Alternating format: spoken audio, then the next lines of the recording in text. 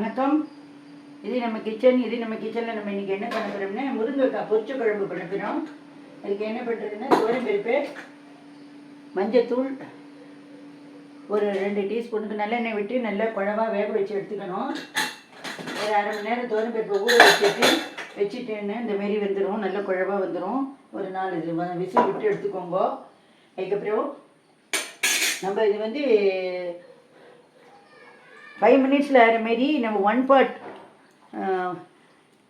பொரிச்ச குழம்பு வைக்க போயிடும். இது சாதத்துக்கு விட்டு பிசைஞ்சு சாப்பிடலாம். இப்போ முருங்கைக்காய் மாதிரி நறுக்கி தண்ணியில் போட்டு வச்சுருக்கோம். இந்தமாரி நமக்கு தேவையான அளவுக்கு முருங்கைக்காய் அதில் போட்டுக்கணும். 1 part முருங்கைக்காய் பொரிச்ச குழம்பு அப்படிங்கிறதுனால நம்ம இது ஒரே செகண்டில் நம்ம இது பண்ணிட்டு போயிடலாம். இப்போ இதுக்கு அரைக்கிறதுக்கு ஒரு பேஸ்ட் வேணும். நான் இந்த அளவுக்கு போட்டதுக்கு 2 மிளகாய் வத்தல் போதும், அதுக்கு மேலே வேண்டாம், ரொம்ப காரமாக இருக்கும். இல்லை 2 கருவேப்பிலை, ஜீரகத்தை எப்பவும் வறுக்கக்கூடாது, வறுத்து ஆக்கா மருந்து வாசனை வந்துடும், பச்சையாக தான் போடணும். அதுக்கப்புறம் கொஞ்சமாக உளுத்தம்பருப்பு ஒரு டேபிள் ஸ்பூன் அளவுக்கு போட்டுக்கோங்க.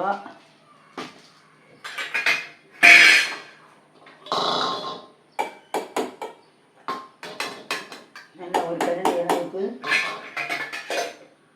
தேங்காய், மிளகு பச்சையாக அரைச்சி விட்டுட்டு இதில் போடும்போது நல்ல காரசாரமாக இருக்கும்.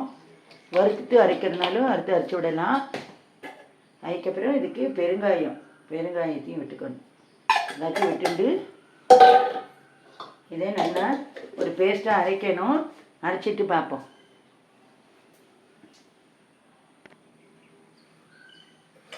இப்போ நம்ம இந்த பேஸ்ட்டை அரைச்சாச்சு. இதை இதுலேயே சேர்க்குறோம்.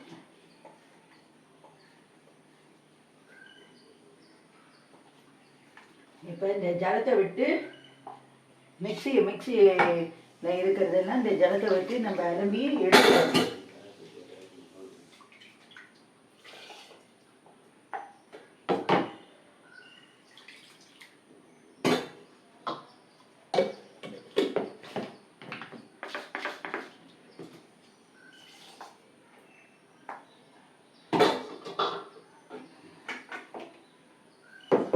இப்போ இதுக்கு உப்பு, தேவையான அளவு உப்பு பண்ணணும். உப்பு இந்த காய் வேகும் போதே போட்டுட்டேன்னா இந்த உப்பு பிடிச்சிக்கும். அப்புறம் என்ன, உப்பு இந்த காயில் ஏறாது.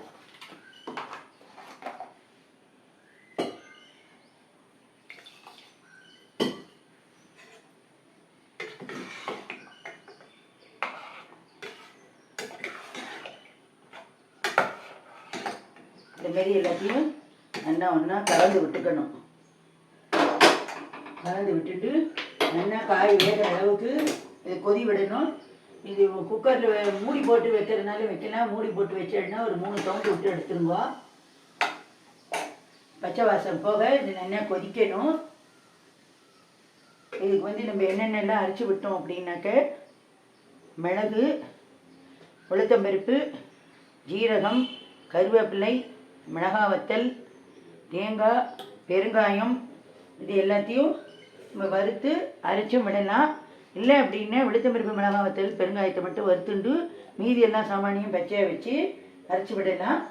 அரைச்சி விட்டு இந்தமாரி துவரம்பருப்பு போட்டு நல்லா கொதிக்க விட்டு நல்லா குழவா வேக விட்டு இந்தமாரி காய் எல்லாத்தையும் போட்டு ஒரே பாட்டில் வைக்கிறதுக்கு பேர் தான் 1 part முருங்கைக்காய் பொரிச்ச குழம்பு அப்படிங்கிறது. பொரிச்ச குழம்புக்கும் பொரிச்ச கூட்டுக்கும் என்ன வித்தியாசம் அப்படின்னாக்க, குழம்புன்னு வைக்கும்போது துவரம்பருப்பு போடுங்க, கூட்டுன்னு வைக்கும்போது வெறும் பயத்தம்பருப்பு போடுங்க. இல்லை பயத்தம்பருப்பு துவரம்பருப்பு ரெண்டுத்தையும் இது பாதி அது பாதி போட்டு வேக வச்சு எடுக்கலாம். அரைச்சி விட்டுறது எல்லாமே சேம் மெத்தடு தான்.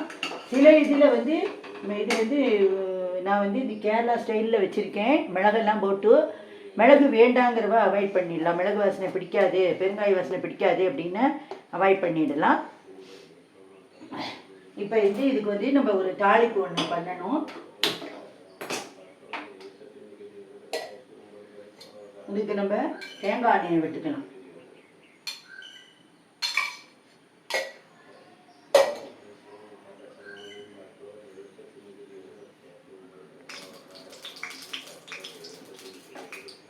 எண்ணெய் காய்ச்சி கொடுத்து இப்போ நமக்கு தேவையான கடுகை போட்டுக்கிறோம்.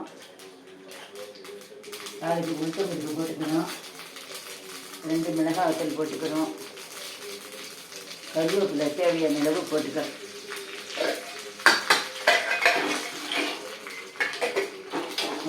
வறுத்து கொடுத்து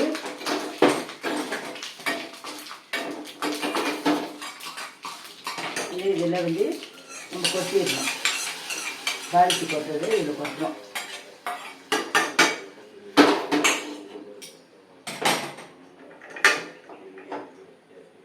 இப்போ இது நல்லா கொதித்து காய் வெந்து பச்சை வாசனை போக வரணும். அது வரைக்கும் நம்ம வெயிட் பண்ணலாம்.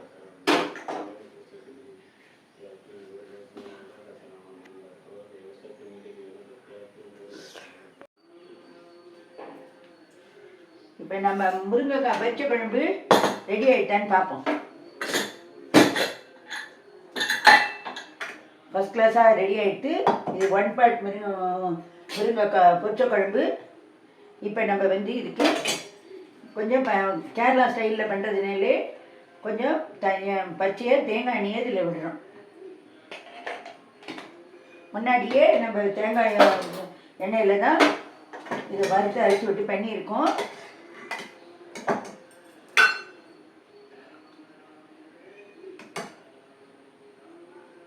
இந்த மாதிரி நல்லா கெட்டியாக வச்சுட்டு சாத்தில் போட்டுண்டு இதுலேயே நம்ம நெய்யை தேங்காய் எண்ணெய் விட்டதுனால இந்த விடணுங்கிற அவசியம் கிடையாது. நீங்கள் வந்து உங்களுக்கு நெய் வாசனை பிடிக்கும் அப்படின்னா ஒரு 1/2 ஸ்பூன் உங்களுக்கு எவ்வளோ தேவையோ அதுக்கு தகுந்தாப்புல நெய்யை விட்டுக்கோங்க. நெய்யை விட்டுட்டு பண்ணுங்க, ரொம்ப நல்லா இருக்கும். இதேமாரி நீங்களும் பண்ணி பாருங்க. நன்றி, வணக்கம்.